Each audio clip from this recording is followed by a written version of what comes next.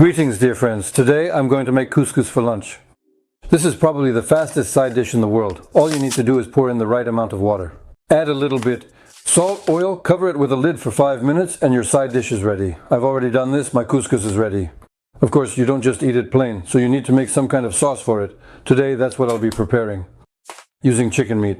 Meatballs in tomato sauce, which I think will go perfectly with my couscous. Remember, I cut up a whole chicken to make broth and I have 2 drumsticks and a breast left over. These are exactly the ingredients I'll be using to make my meatballs. For this, of course, I need to separate the meat from the bone. This is done very simply.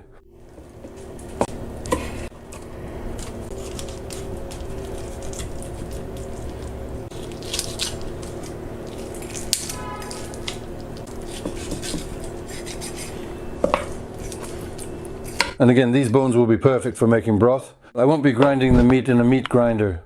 And here in this blender, I have 2 drumsticks and a breast left from the chicken I cut up.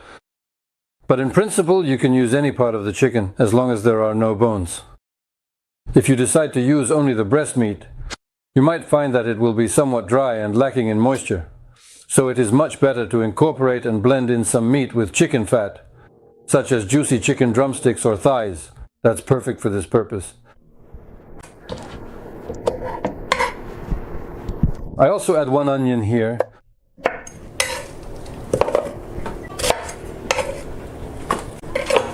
I have 2 large fresh cloves of garlic here, but I'm going to chop them all up first. I also go ahead and add in approximately half of a teaspoon of salt and a generous pinch of some freshly cracked black pepper.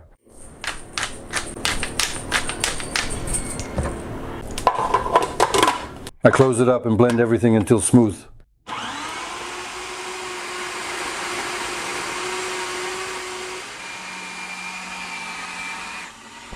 Well, the blender really did an absolutely fantastic and thorough job. Now I am going to add about a couple of tablespoons of these dry breadcrumbs right into the mixture here. I measure by hand, like this, 1, 2. Now this needs to be mixed well, and then we can start shaping the meatballs.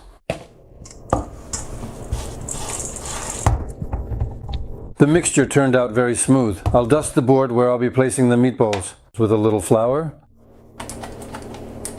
The mixture is quite dense, but I still give it a little pat like this. About this size. You see, this is how my meatball turns out. Sometimes I call them tefteli, and sometimes I say frikadelki. Let me know, please, if you know what the difference is between teftelki and frikadelki.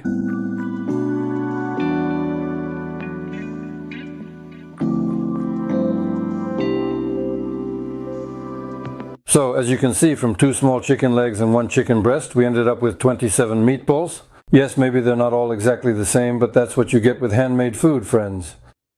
Now the meatballs need to be fried. I turn the heat up high and heat the pan thoroughly. I add vegetable oil, just enough to cover the bottom, and then I put the meatballs in to fry. Ideally, you want to fit them all in the pan, in a single layer.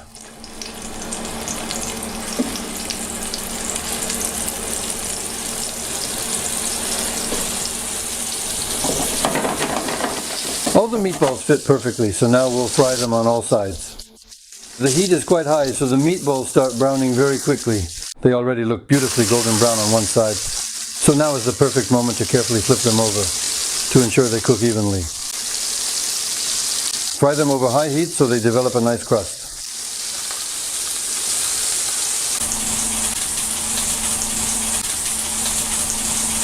That's it, friends, my meatballs are beautifully browned.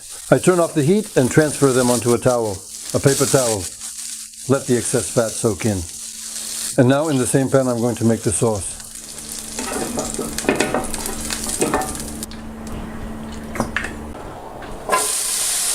And I'll saute it until it turns a nice golden color. I also add a little salt to the onion. I add a bit of smoked hot paprika. The heat is quite high, so I keep stirring constantly to prevent the onion from burning. After a couple of minutes, I grate 1 large clove of garlic and mix it in well so it doesn't burn. Well, the onion has browned beautifully. Now I add tomato paste to this.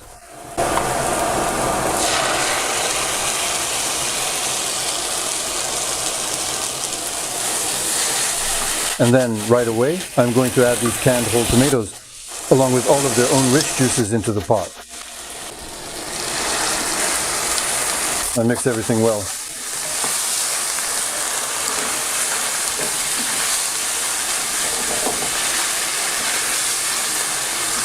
A couple of minutes on the heat and I add a little water.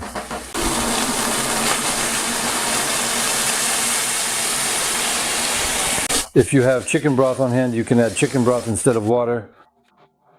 I adjust the consistency by eye like this, making sure that since this is a sauce for couscous, it shouldn't be too thick. Dried chicken seasoning, which I'm also going to add now, goes in here. We really love this seasoning and add it to almost every dish, including soups.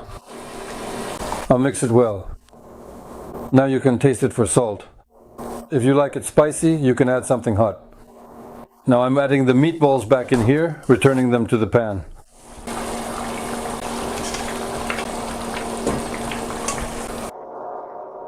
Now I see that all my meatballs are submerged, so I don't need to add any more water. I'm turning the heat down to low, covering it with this lid, and I'll let it cook for about 20 minutes. I think that'll be enough. So, my meatballs are almost ready. Now is the perfect time to add some greens. I don't have any fresh herbs, but I do have this mix that we made. Here there's dill, parsley, celery, basil, mint, and I also added a bit of oil. I'm adding a heaping spoonful of these greens to the pan.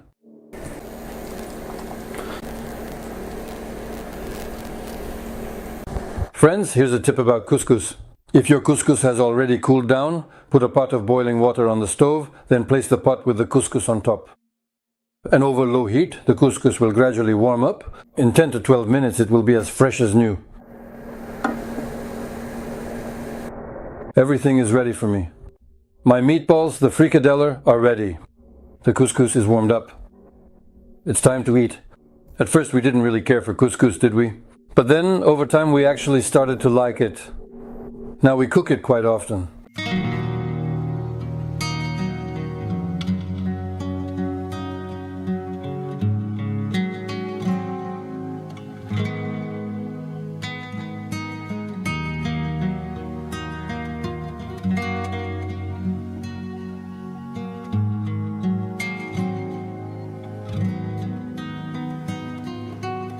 Well friends, here is such a delicious lunch with the fastest side dish and very tasty meatballs. We made it. Thank you for being with us. As always, it was Serge and Tatiana with you. Goodbye everyone.